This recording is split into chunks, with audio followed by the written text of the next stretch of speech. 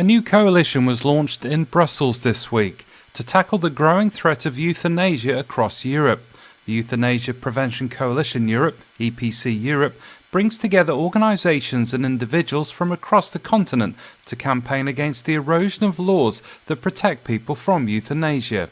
The coalition will oppose the legalisation of euthanasia and assisted suicide and will work to repeal existing laws allowing it.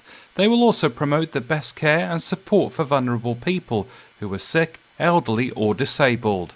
After the launch, a debate took place that evening in Brussels between those for and against euthanasia and assisted suicide. Some speaking in favour of it made some chilling comments. The only real good thing that I did in my life was to help to diminish the suffering of people.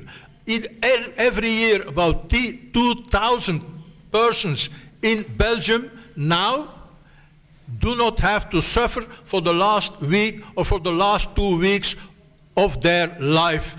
Most of these people would die within a week, within 2 weeks, within 3 weeks.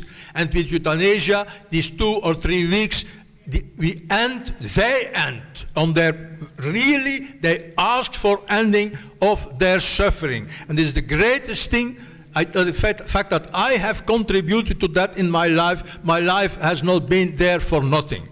I think that that's my ethic. I want to reiterate what I think is the greatest problem with the concept of euthanasia, and that is this issue of somebody having power over another person. And I know you're saying it's all about choice, but that doesn't philosophically hold true. Because it's not about me killing myself. It's about me maybe requesting it. That's possible. That's correct. But somebody else is making the decision that in that situation, you're right. Your life is not necessarily worth living. You have societal pressure. So you've now given the power to a physician to cause death. I think that's a serious social problem. And I look at it even further, and I talk about it as an inequality, because if you truly examine the need for equality within a nation, you now have created a great power for one group of people. The coalition includes the UK's Care Not Killing group, which is presently campaigning against a second attempt by independent MSP and sufferer of Parkinson's disease, Margot MacDonald, to legalise assisted suicide in Scotland. My name is Paul Russell. I'm Director of HOPE, Preventing Euthanasia and Assisted Suicide, a coalition group based in Australia. I'm here in Brussels, and we've just had a debate between some fairly heavy hitters, I'd say, on both sides of the euthanasia debate. I suppose what struck me most is the difficulty in having conversations about euthanasia in places where it's legal.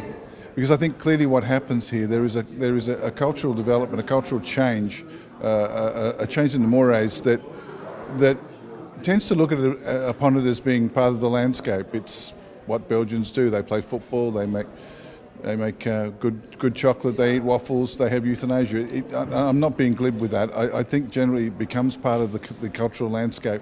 And so it's very, very difficult to penetrate with arguments that look from outside, and I hope somewhat objectively, but nonetheless come to the conclusion that it's a bad idea. My name is Dr. Kevin Fitzpatrick, and I am the Director of the Euthanasia Prevention Coalition in Europe. What we've witnessed here tonight is an extraordinary heated debate where a great deal of discrimination against disabled people and prejudice against disabled people has become clear in Belgium, where those lives are considered not worth living.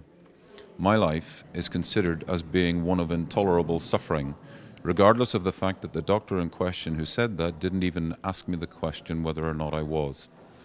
We have a situation in Belgium where euthanasia is on the rise. We have the same situation in neighbouring Holland.